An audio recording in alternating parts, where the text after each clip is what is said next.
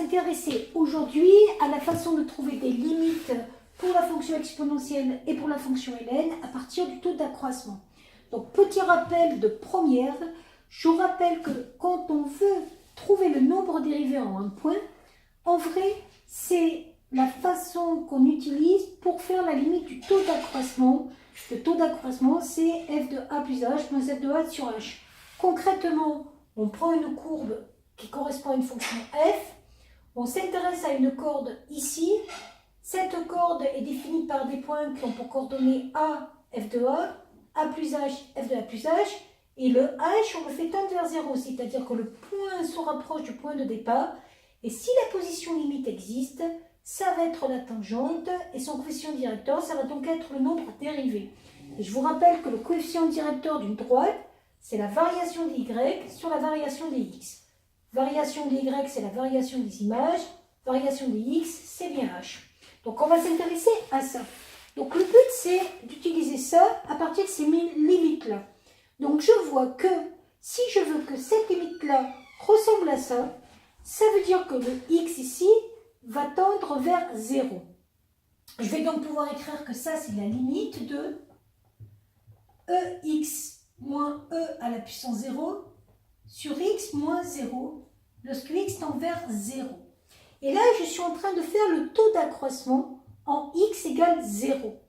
Or, par définition, le taux d'accroissement en x égale 0 correspond au niveau de la limite, quand h tend vers 0, au nombre dérivé en 0.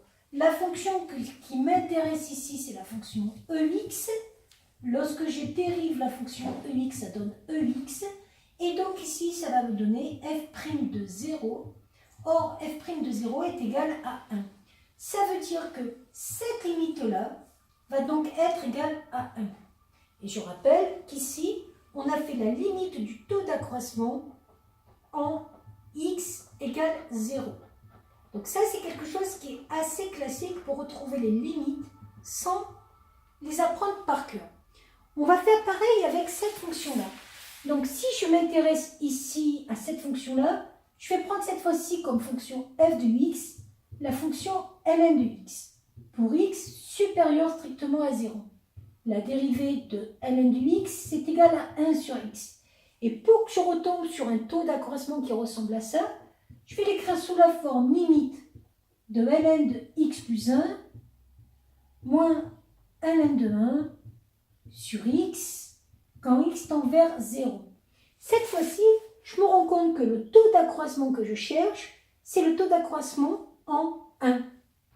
Taux d'accroissement en x égale 1. Alors, par rapport à tout à l'heure, je vous fais remarquer que le ln de 1 ici, c'était le f de e, et le e à la puissance 0, c'est-à-dire f de 0, était égal à 1. Donc, c'est comme ça où on voit pourquoi c'est le taux d'accroissement en x égale 0 ici, et pourquoi c'est le taux d'accroissement ici en x égale 1.